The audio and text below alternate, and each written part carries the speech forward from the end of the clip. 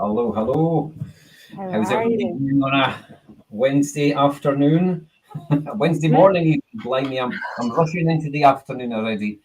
I know, and we are ruthlessly efficient in the month of February. We're always the first Wednesday of the month, but we're even the first day of the month. So The pinch first punch day of the for the month. month. Yes, we've Ruthlessly got efficient. lots of stuff on this month, haven't we? We Um, are busy, busy, busy, busy. busy. It's like after. Well, there wasn't really that much of a lull over Christmas, was there? There was kind of lots. Barely time to digest my mince pies. So yeah, so we've been doing lots of stuff, and I guess I've got a lunchtime session, SDS lunchtime session on Valentine's Day, We no less. do, we do. I realised I'm wearing a little love heart brooch today, actually, so that's very fitting. I need to make sure I'm wearing that for the Look lunchtime at session. that. Our On lunchtime sessions are always the second Tuesday of the month at 12 o'clock, and they're online and they're follow a kind of programme about general SDSE type things, and they're open to anybody. So if you want to get involved, please do. yeah, Usually chat. brilliant. And we've got our 6 weekly New Routes home 2 days after that on the 16th. Again, they're always at 3 o'clock, 3 till 4:30, and then they are on Teams. And we're, as always, we're keen to have individuals and families, providers, and professionals from health and social care as well, really involved, so that we can coordinate how to keep people out of hospital and how to help support people to move on and to respond differently to some of these situations. So that's exciting, and we've also got a working together for change, haven't we? We do. So we are past the halfway point of working together for change. That's our project that brings together. Oh, heck, that's a big bit of text. I'll peek over the top. Working Together for Change is a programme that brings together disabled people, unpaid carers, people paid to work in social care, local authorities, all the good folk to work together on a programme of making positive change. And we're past the halfway point now. So that'll be finishing in March, and then hopefully we'll have another one next year as well. Similar kind of programme. But yeah, it's been good fun so far. What have we looked at in Working Together for Change? We've done loads. We'll have. I guess it's that thing about exploring what the big issues are for people in different areas, what they're individually facing, and what collectively we can gather together round about. So there's been issues round about rurality, about keeping people at the heart of their support, about thinking about planning. There's been quite a lot of different topics, I guess, and I think one of the benefits, obviously, is that we don't just, it's not just a one hit and then back to the day job. The fact that we can catch up and work together on, it's all some of the smaller steps to make some of this stuff happen rather than just the what can we do right here and now. Because it can be dead easy just to get bogged down in the big difficulties without you have to eat your elephant one bite at a time. So that's what we Absolutely. do. And we've got our finding practice and solutions sessions on the 23rd as well. So children and families lunchtime sessions. That's been it's a really positive space for anybody interested in SDS for children and families, whether you're a parent carer, you're a young person, you're a social worker, you're a provider, you're anybody. You're very welcome to come along. And then at the end of the month, we've got a massively well attended getting to grips with SDS session. So that's quite interesting, isn't it? So I'm going to say a little bit about what that's going to be like. Yeah, so I feel like there's quite a lot of people that I talk to, whether you're a carer or a parent, a person using social care, or somebody working in social care. There's a bit of sometimes a lack of confidence and understanding kind of the basics of self-directed support. So we thought we would put on a wee half-day session out to see if anybody would be interested in finding out more. And it turns out they are. So we've had that, that's now full, and got a bit of a waiting list for it. So given the demand, we'd be keen to hear if folk would want to do it again. I think we'll be happy to do it again, maybe quite regularly, just an open session for folk to find out a wee bit more about the values, principles, the basics kind of SDS that then might spur you on to get involved in other stuff that we do as well. Keith says it'll be fun. It will be fun, half learning. There you go. He's promising that, and that he can promise that because he's going to be organising it. So Exactly. And we've also, fantastic, here we are. We've been doing a bit of work in Aberdeenshire. We've been diving deeply, haven't we? We have looking at option 2, and we did a bit of that in Highland as well recently as well. So I guess that's what we're trying to do, is explore that whole pathway from first contact to getting an option 2, why you might choose it, how you review it, how do we get confidence, what are the expectations, all of that kind of stuff, and locally what we've learned already, what does good look like, and then just try and tie that all together with what are the things we need to prioritize in each area, and how can we keep everybody involved and engaged. So, because there's lots of different expectations, and everybody's looking for different things. So, if you're a commissioner, you might be looking for things being transparent and being defensible in terms of how you're spending your budget. If you're an individual looking for a budget, you're looking for that flexibility and choice. So yes, there's lots to do, but really enthusiastic, really exciting things to get involved with. So, and that's part of our Scottish Government funded work, where we go out and work alongside everybody involved in the option 2 process, and run through a wee programme of trying to get to action and problem solving rather than that big problem that we're all facing. Let's try and chunk it down. So it's interesting you mentioned commissioning as part of that, Alistair, because I feel like I'm having an awful lot of chats with commissioners at the moment. I think we all are, about just how tough, and we spoke about this in a webinar a few months ago about social care recruitment and retention crisis, and how the wider social care system is facing an awful lot of challenges at the moment in terms of having resource available to folk. So we're having lots of conversations with commissioners about how we can try and think a bit more openly, or a bit differently, or a bit more flexibly or creatively. We throw these words about a lot, to be flexible and creative, but what does it actually mean? How do you actually be a flexible and creative commissioner? So we've had quite a few conversations, and we're keen to have more next year. If you are a commissioner, you're involved in commissioning, and you're in the same sticky situation as lots of others out there, please do get in touch, because we're keen to find out and help you along your way. But we did a wee session in partnership with our pals at Iris just before Christmas on collaborative commissioning in Highland, which was really fun. And the output of that was, so we had Ian Thompson himself working together for Change graduates. So we have a high calibre of graduates in our programmes.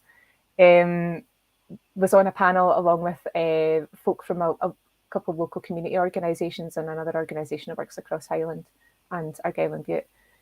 And after that, now I'm schlepping it up to Strontian, away out in the Ardnamurchan Wilderlands next week for a fab session. It'll be great, can't wait.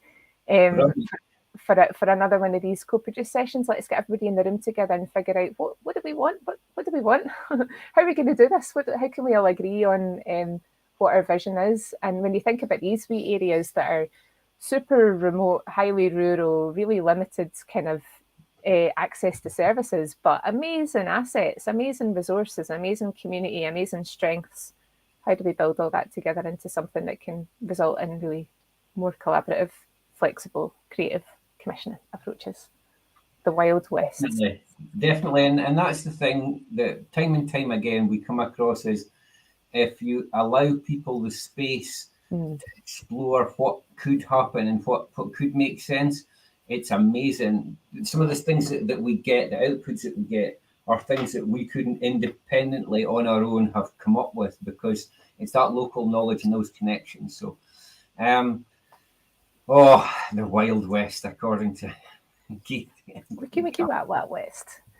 But one of the big things that we've been working on over the last couple of months, and will be working on for the next couple of months, is the focus of our webinar today. That was a smooth segue.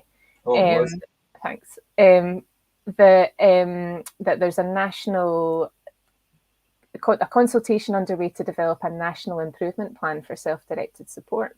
Indeed. And we've been part of the gang working to develop this, but we're also, is it now a good time to introduce my esteemed colleague? Here are Hi there. Hello. So we've got Laura Finnan Cowan from Social Work Scotland, and Ester. Hi there. Hey, from Working Together for Change. So do you want to tell us a little bit more about yourselves and how you got involved in this? Start with you, Laura. Okay, I can go first. So, so I've recently taken up post working with Social Work Scotland in the self-directed support team, and really got quite a quick introduction to the SDS improvement plan, because the quite broad national collaboration that's come together over sort of recent months was already well underway working on this improvement plan, capturing all the things that we think need to happen in the next few years in terms of improving SDS and implementing SDS more fully. So over the last, I think this is my 7th week. So over those last 7 weeks, we've been looking at lots of drafts and thinking about, just what needs to be in there, but also how kind of trying to recognise what might not be there and who needs to tell us what else needs to go in. So I think some of it's going to be about who else we need to include in. So thanks very much for having me today. Brilliant. That's perfect, thank you. Esther? Hi, I'm Esther. I'm an unpaid carer for my child who is now 9 years old. I've been part of In Control Scotland by doing a partners in policy making, and now I'm part of Working Together for the Change. And since then, I've been doing many things trying to help with SDS in my local area. Brilliant. Excellent. Thank you very much. We've just got a helpful sort of summary from June here about when the improvement plan open engagement process is taking place. So we've still got a couple of weeks, and we're to get as much input as possible. So I think it's maybe worth taking it way back to the beginning and thinking about why there's a need for an SDS improvement plan. Because I know SDS has been about for a few years now, and a few of us have been around the block a few times in implementing SDS. But we're at a bit of an interesting point in time, I suppose, just now, where a bunch of people come together under the guidance of the Scottish Government and all the funded projects to think about how do we work more collaboratively to make sure that we're hitting some improvements that we all hear from our day job and from our own lived experiences that we know need to happen. So Laura, I don't know if you mind telling us a wee bit about what you know about, like, why are we doing this? Why are we doing an improvement plan? What's the point? I think it's about, well, it's lots of different things, isn't it? One is we had an improvement plan and that came to an end, and there was a lot of chaos in the world at the time and lots of other things being addressed. So organisations who were funded, as you say, and other people who, like Esther, who think SDS and SDS improvement is really important, we're all working away in their own way to try and improve SDS. And there was a bit of a recognition that because so much time had passed and because it's a long time ago since things like the guidance was drafted originally, a lot's happened in the world since then. It was time for a new improvement plan. And I think that sort of almost says it all, really, doesn't it, in terms of SDS has such a huge potential. And it's never quite been fully realised absolutely everywhere.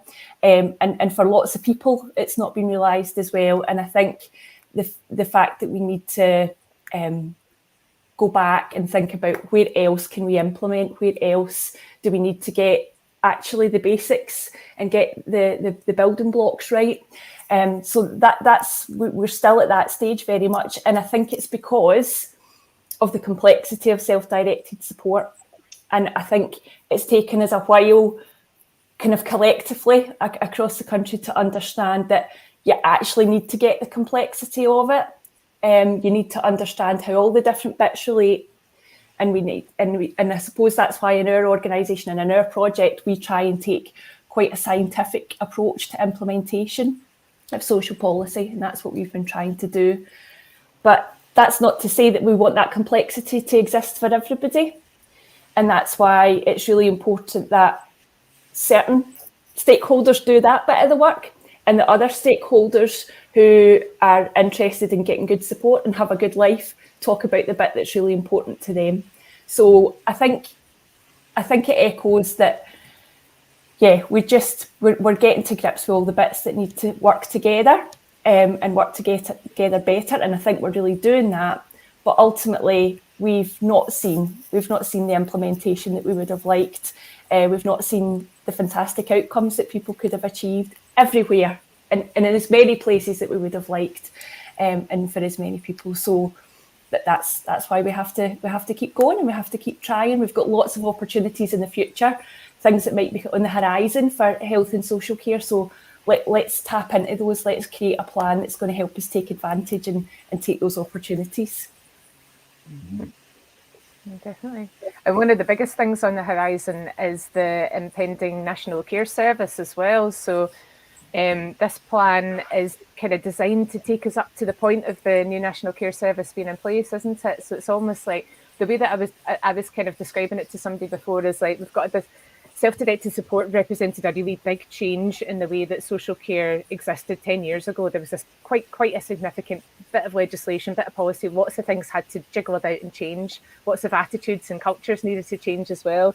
And there's almost a wee bit of, for me, thinking we need to get the house tidy before the next thing comes in. Absolutely. You know, there's some stuff we need to get really nailed down and make sure that everybody's super comfortable and confident in delivering and evaluating and understanding the impact of SDS before we leap into the next bit of National Care Service. So that's definitely the way that I hope this plan will go, is we'll have the house all spick and span before the NCS comes to visit, or comes to stay. Moving in. Exactly. Absolutely. But we've got quite a wide bunch of people involved in developing the new consultation, delivering the consultation that will help develop the new plan. Oh, that was a lot of words. And Esther, you're one of our Working Together for Change participants, and you were part of, we used a bit of a space just last week. Was it just last week? Last week? Yeah, last year. To talk to people on our programme to find out what are the things that you think need to get improved. Like, what's your experience been? And I've seen quite a few wee comments popping up in the chat saying, "Oh, it's been tough. It's been a nightmare. It's been." So, what do you think are the main things? For me, from my experience, it's like we are very lucky in Scotland, and I think we are one of the few countries in the world that we've got this legislation in place. But as Laura said, the problem begins with implementation, and then we've got 32 authorities where we've got good examples probably in all of them, and then families who are suffering because they are not receiving the right support. And Laura was also addressing the complexity of SDS, and maybe that some stakeholders will have to do that complexity, but maybe others will have to go kind of back to the origin and maybe just talk with families, because we talk about flexibility, creativity, and I think those are the kind of principles of being in control. They're talking with the families and say what is important to you, what is important for you, and start creating that plan about the person, because otherwise we are in service land, and that it's been proved that it doesn't work. That's a really important point, isn't it? And I think that that's something that we've come across in a lot of the work that we've done up to this point has been that if you start with process and become process focused, that's when things start to deviate from the principles, because the SDS legislation is such good legislation. It so defines so much of what people should expect. And I guess one of the things we've been looking at is how we can make sure that it's delivered in conjunction with person-centered values, human rights legislation, and it's the person that's at the heart of it. So the machinery of making it happen tail can't wag the dog, and that's sometimes what ends up happening. You get some really good individual practice, and we've seen some fabulous practice. Yeah.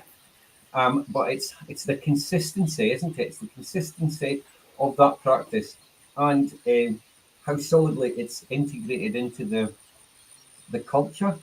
Because if one person leaves, particularly if a senior person leaves who's got a really great attitude and is enabling people to be really flexible, sometimes that can have a devastating effect.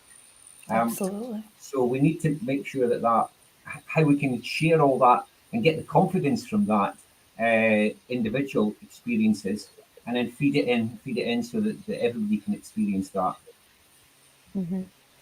And actually, you picked up there, Alistair, on one of the main kind of outcome areas, because the way that the new improvement plan has been structured is there's kind of 4, I think, main outcome areas. Had to close all my bits of all my documents because my computer was grinding to a halt earlier, so I'm going from memory.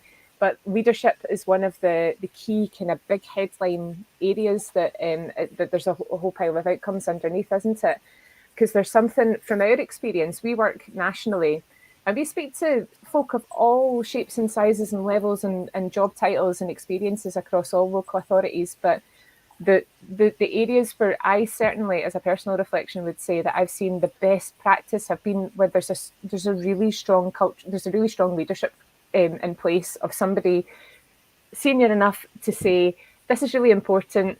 I'm going to talk about it openly. We're going to make sure that people are able to speak and to comment and to develop and to share and all that kind of thing. Leadership is so important, and so important that that is one of the outcomes areas that's in the new improvement plan. That's got a whole load of ideas about how we can make sure that's consistent. Because in areas where there isn't a strong leadership that's focused on STS, it just slips off the agenda a bit more, and that lack of kind of consistency is something that would be good to address when it comes to leadership.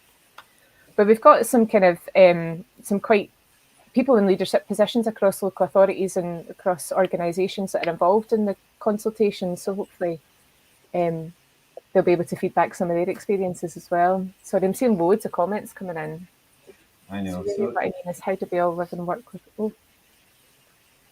I missed a comment before that. Keith said, your summary, Laura, reminds me of the summary in the Audit Scotland review in 2015, which said something similar, which is why should individuals, families and practitioners be hopeful that this time positive improvements, the aspired transformation will happen? I think it's, for me, the thing that makes me feel hopeful is about the strong collaboration. I'm not sure that's existed before. We've got all the big sort of national organisations that have got a vested interest in self-directed support, which includes Scottish Government and includes COSLA. And we are having we're having open and frank conversations about what needs to happen. I think there's trust there in the people that know what's going to make the difference, what good looks like.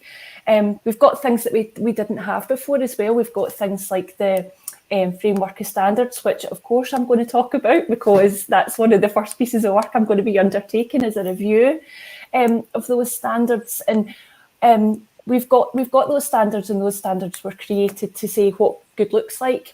But to be fair, they were created during the pandemic at a time where maybe the circumstances around implementation of those and sharing those out really effectively and making people helping folk know that they're there and know what they're for, maybe wasn't under the best conditions. So we've got potentially a collaborative opportunity to revisit those standards and offer people another set of opportunities to describe and show and actually evidence what good self-directed support looks like. But actually not just that, it's also about the process of getting there with the standards, so we get to include lots and lots more people. I think there's various things about I think there's a real acknowledgement at the moment about SDS is hard for the people you can normally get SDS for, and that's all acknowledged, and I'm seeing that coming in the chat as well. Some folk are talking about it being complex, not easy to navigate, and Ester's saying the same. And we absolutely recognise that. But I think there's also a time where we're also recognising there's a huge amount of people that never get near this. There's a huge amount of people that never even get considered for this stuff. And I think it's that really joined up and collaborative approach that's going to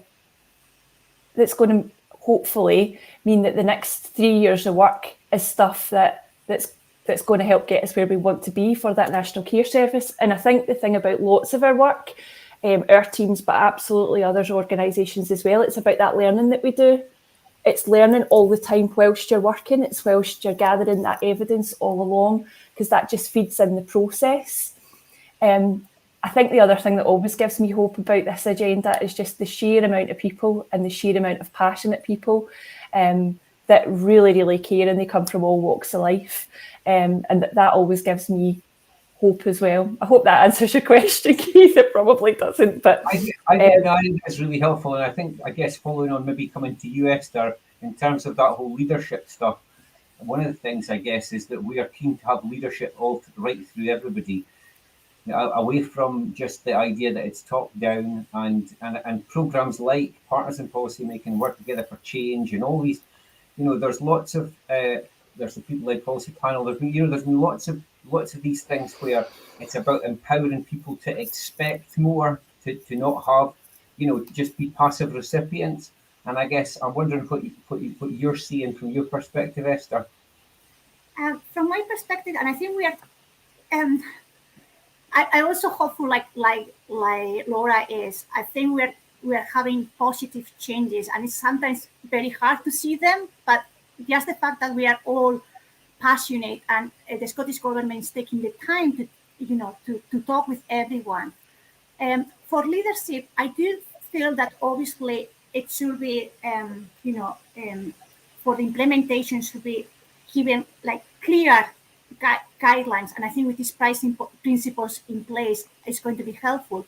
But again, sometimes the mountain have to be this way, like the bottom should be. So actually, the leadership should be from families up to the top, saying, "This is my life. How I want to live this life with this package is like this," and give us that empowerment to give to those people at the top, saying, "This is what we can do with this budget." Mm-hmm.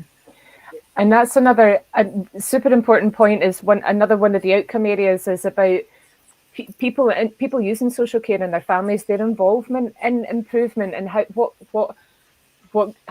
good looks like and how good can be brilliant. Like not just good. So I remember being on a webinar where somebody said, "I don't want a good life, I want an effing brilliant life," and it's that kind of like, let's have aspiration for our citizens.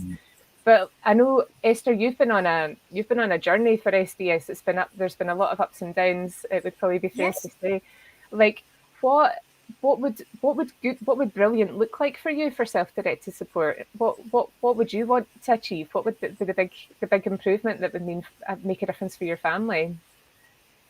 The changes that already are happening, and thank you for Dr. Daniel Farrell, who has helped me to have finally my first person-centered plan for my daughter, is even though I have a really small budget and really tiny that I've got control, my daughter now is in so many places that I didn't even, it was my own kind of even fault at the beginning. I didn't think that she would be able to get there. So she's now in Brownies and she's having a fantastic time. No. It's really nothing. It's like £15 a month, but she's now part of her community. And that was much better than being in additional support needs after a school club with one-to-one. Like she's now in a little group with other 6 girls. Yesterday she got me this, which is my guiding family, which other little girls had put her little fingerprints, and she came back so proud to show me this. She's just doing anything else that any other child without disability will be doing. Mm-hmm. And that's what giving her. Yeah. That's the point, I guess, around about, taking chances and trying things that are really truly inclusive. And some of these things aren't services, and making sure that people aren't just picking from a list of, oh, well, you've only got these providers and stock off the shelf things. People really need to do, as you've said, starting with a person-centered plan, understanding who the person is, and then really building up, well, how do we make those connections? How do we make that happen? And how do we have the confidence that as providers, as commissioners, as everybody, that all of what we are doing fits, and we're listening to the right stuff. I mean, we've got Roger saying he's been having frustrations, but I guess what we're seeing here is there is a wide range of experiences. We don't just want to say everything's bad, because we know it's not, but it can be a really frustrating time. So I noticed as well that one of Roger's comments was about, sorry, picking on you, Roger, because you've put so many brilliant, really interesting things in the chat about the biggest issue being that there's a lack of services available. And I think that's something that we are all incredibly conscious of, right? So, but I think one of the improvements that I would like to see is, again, and I mentioned this already, speaking to commissioners, speaking to disabled people and parents and carers, is that we still have a default position of thinking support needs means it must be met by a provider. We need social care. It's a social care problem, so it needs a social care solution. And the thing that's so gives me so much hope of self-directed support is stories like yours there, Esther, which is that actually a one-to-one support worker could have ticked the box, could have delivered the same outcome, but the impact of being part of a community space in an ordinary space, rather than it being a special places for special people service land type model, is like we need to get out of the habit, I think, because we know that the resource isn't there for social care. There's obviously a bit of work that needs to be done to build up that resource, but I still think they're breaking that response loop of going immediately to services is something that I would like to see as part of an improvement nationally, for it being the whole community offer of what's already out there, what have you got within your assets and networks. There will always be stuff that needs paid professionals to do. I worked for providers for a long time. I know the incredible work that they do, but there's some stuff that we don't, that we could be looking for other opportunities to pay user budgets to pay for. Absolutely. That's one of the big. I think there's a big, sorry, Pauline, but I think there's a big potential around technology and digital stuff as well, isn't there? That's in some places a bit more explored than others. And I think that's kind of, I guess, one of the sort of lenses that we recognise. Maybe the plan needs a bit more thought around, and maybe we need some specific actions in there. That's maybe something we'll hopefully conversations we're intending to have, because that's the point. We're at this consultation stage, so there's space for these other ideas and actions to be suggested. Because I think, like you're saying, there's that default of we need a worker in there, but there's lots of examples in practice where things, even, and not even like, as you say, special and different, not even special and different tech. It can be things like, I'm not going to say her name because she'll hear me and she'll start talking, but the Amazon devices, and other things like iPads and stuff as well, which, if you think about the comparatively, are going to help people have flexibility around their support, but also perform that function, but also other functions that are potentially, we knew a really nice example of a woman who got an iPad for medication prompts and to do a couple other things, but then she just, as a complete additional thing, she just started doing learning a language, one of these learning a language apps, and so all these things. And it's a bit like going to Brownies, isn't it? You go to Brownies and then you meet friends and then you do something else, and that's the hope, isn't it? The hope that the things that we put in place, and I suppose the idea is that if you go to a service, what else comes out of that? I'm not saying nothing, absolutely not, but there's not always the same natural connection that leads to. The thing about the outcome, what is the actual outcome? It's not just about surviving. I guess it's like back to Pauline's comment about having a brilliant life. It's not just survival.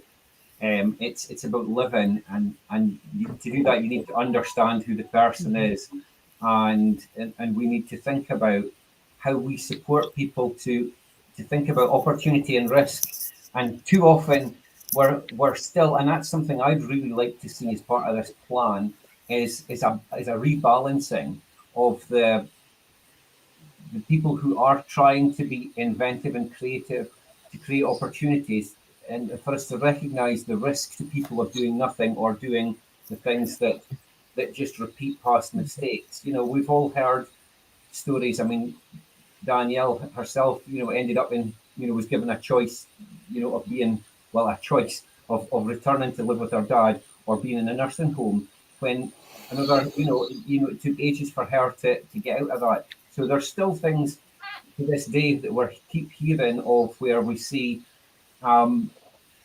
decisions being easier to make around about sometimes spending money on things that, sometimes a lot more money on things that aren't appropriate.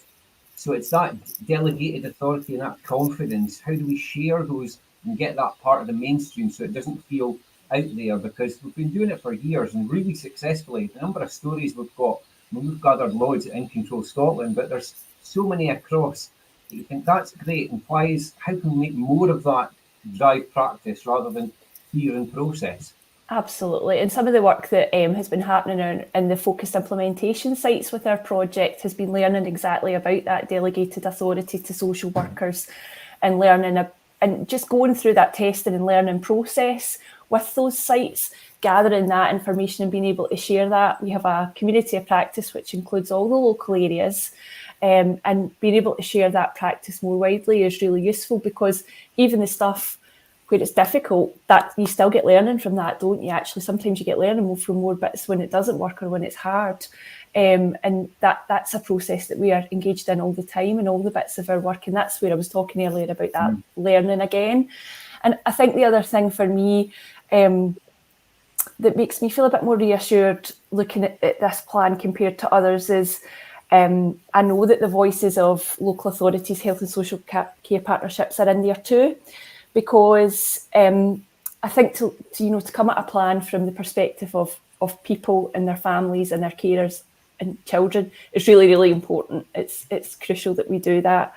And obviously independent support are really important too. But there's something about understanding what makes it so difficult when you're in that machine, when you're the social worker who works there, or you're the team manager, or the person in leadership who's got a role within SDS.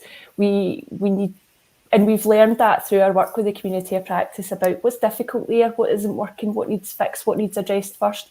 And we've made sure that's incorporated into this plan going forward, because I think it kind of goes back to what Keith said today about, Keith asked the question about what's the stuff that makes it different from last time. And I hope it's that we're getting a more rounded view of the voices, the contributions that we need, because we need to fix it for everybody in the system. We need to fix this for the frontline workers and for the managers too, because actually if it's a co-production, it's never going to work if all the parts aren't saying the same thing, doing the same thing, feeling the same way, and got the right resources and the right tools available to them. That's true, definitely. And I guess that Roger's just made a couple of points there about the emphasis on preventative work rather than crisis intervention. And I guess with that's one of the things we've identified, is that because budgets are so short, a lot of the eligibility criteria has gone up, and it's pushed us, a lot of places to do that. So I guess it's that, how do we keep that universal access to early intervention stuff that's going to make a difference, and make sure that we don't just wait until people are absolutely in crisis. Yeah. I also, in that kind of context, now that obviously local authorities have budgets cut, and with this approach of, like what I said, something that taking my daughter to Brownies and having a peer support on the community is something that actually is much cheaper than, for example, taking a service, but also in the long term, when, for example, my daughter will be maybe going to secondary school, and now they want to take the taxis away for the additional support needs because they need to do cuts. Maybe by doing this step now, when she's only 9, she will have friends that they will be taking the same bus. So if she's a bit confused, instead of her ending in Portobello, they will be, hey, Naya, this is your bus. Come along with us. And, all these kind of natural friendships that you need to put the steps now. And it takes, as I said, very little from my budget. But in the long term, maybe it's a taxi that my daughter doesn't need because she's got friends that they're going to help her to get into the bus when she goes to secondary. Absolutely. And that idea, and we've talked a lot and we've done lots of work out in the last 10 years about this idea of small budgets making a big change in people's lives. And we're actually doing a bit of work at the moment with a local authority who are putting into place this idea of a almost no questions asked. We've got a little bit of resource available up front, pretty much immediately, to be able to make whatever would make a difference in your life today. Let's see how we can do this. And there's so much evidence behind this being not only a tool for effective early interventions. Is it just that your washing machine's broke and actually this if you can't get your washing done, your house is going to fall apart because it all just mounts up and all the rest of it, or whether it's something like getting buying a guitar and all the nice kind of things that might lead you to having a better social life, better confidence, all these kind of things.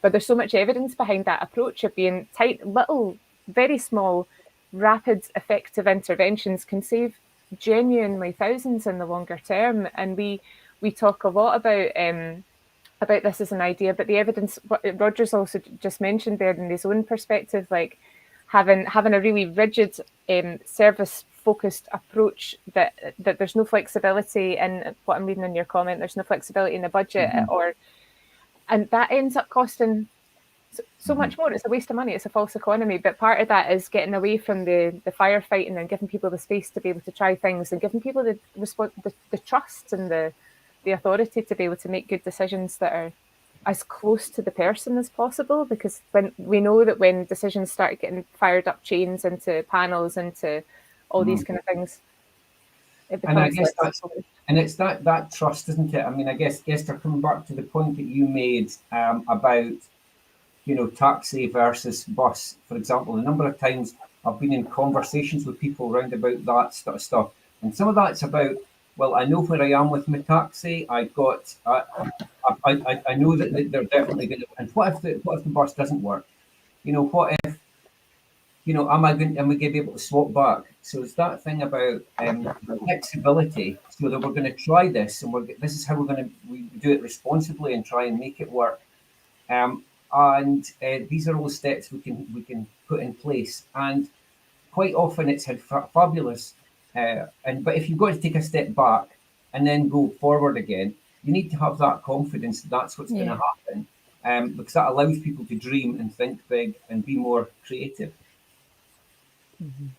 Yep. And I think that's the thing, isn't it? It's about that decision not being about resources. It's about being what's best for your daughter, isn't it? It's about letting her try one way and then, if not, try another way, rather than that being led by a decision that's essentially about money. I know, so that's a good opportunity for us to put in a shameless plug for Dr. Danielle Farrell's person-centred planning project. I think she's got like 3 spaces left if anybody's looking for a person-centred plan. It's in there's a wee link to it in our newsletter. It's her Dream Plan Live project, but Danielle's fab. If you want to, Esther will back me up. Danielle's fab. Yes, absolutely. It makes a big change for us. Yeah, good stuff. So we're coming towards the end of our webinar. I suppose it would be good to get a wee final kind of comment from us all about what difference you hope this will make for people. Maybe that's the approach to take. So, and then we'll give a little bit of tiny information at the end, just to go back to the consultation is open and there's lots of events happening. So we'll make sure we revisit that and get that up on the screen at the end. But can I just ask you guys, what difference do you hope that this improvement plan will make for people? I really just hope that self-directed support gets embedded for a wider group of people, and for not to keep hearing stories like Esther's and like Roger's, where every little bit of it, even the beginning, is tricky. I think we need to all work together to make sure that the basics are so much better. I think there's a long way to go, but I think the other thing I'd like from the improvement plan is see the fantastic work that is happening in the places where it's going. I'd love that to make a difference. I'd love that to be the stuff that we get to champion, get to share, other places and people implement it, get excited by it, and that they can, because I think it's that stuff that's going to make the difference. For me, it's basically going to what SDS means, which is not about surviving, It's about having the life that everyone is entitled. And I hope empowers families and empowers the people who are, implemented to kind of change and have a different approach that is much more equal and fair for everybody. Definitely, I would agree. It's national legislation, and it's still far too locally variable for good and for bad, and so it's that consistency of expectation that everybody knows right from the start. This is what I can expect, and this is how to make it happen. So that we're not feeling like we're arguing over, because it feels like it's too exhausting for too many people at the moment. So if we can have that sense that we're all pulling in the same direction, that we're all trying to get this, and there's less barriers. So there's less barriers, particularly to creativity and to authorization, that people have the confidence to try things, both individuals and families and practitioners. I think if we can get that, to be honest, a lot of the rest of the stuff is going to melt away, because once you get that core going, it's amazing how that spreads. Yeah. Thanks so much. Yeah, I would definitely echo a lot of what you guys are saying, and definitely that principle of collaboration. I hope that becomes just the way things are, that actually everybody involved in the system of social care, from the high hygienists to those using it, and everybody in between, is an active and contributing part in making it better. And the one thing I'll add is that I would really like, if there's anybody working for a social care provider listening to today's webinar, and you want to be involved in part of this consultation as well, please get in touch or fill in the consultation yourselves, because providers are also a really important part of this. That I think we need to draw on them a wee bit more as part of this consultation process. So conveniently, we've just had the wee bit of information about the roadshows come up on the screen. So there's one tomorrow. First one's tomorrow. Oh, heck. And we would encourage folk to go along and have a listen and find out more, and also take time to fill in the questionnaire as well. Have a look at the improvement plan. Give us your thoughts, because this concerns everybody. Do you know what I mean? We're all involved in social care in one way, shape, or form. It would be great to. And there's the link. Oh, we're very organised. We're super organised. We're ready for it. So just have it. If you're watching this after, just scroll through the comments, and you will soon see June put up the Eventbrite link to these things, so you can hopefully have your say. And it's all part of the. There's so many parts to this, isn't that? That we're all doing lots of things that contribute to this, and if we all just keep hopeful and keep adding our thoughts and our suggestions, we can only make it better. Mm-hmm. So just a huge thank you to Laura and Esther for coming along and being such wonderful guests on our webinar this month. And thank you for all the comments and the chat. Please do keep in touch if you want to find out more. And we'll see you same bat time, same bat channel in March for Webinar Wednesday. And a nice wee closing statement there from Keith. The only way to learn is from each other, to share and connect and develop a momentum for positive change. Hear, hear. There we go. And a final one from Lisa. Hope it's embedded across all areas, and the confidence to make decisions for themselves. So, and blimey, loads of last minute comments. All right, cheers. See you next time. Thank you so much, everyone. Bye. Thanks for having us. Thank you.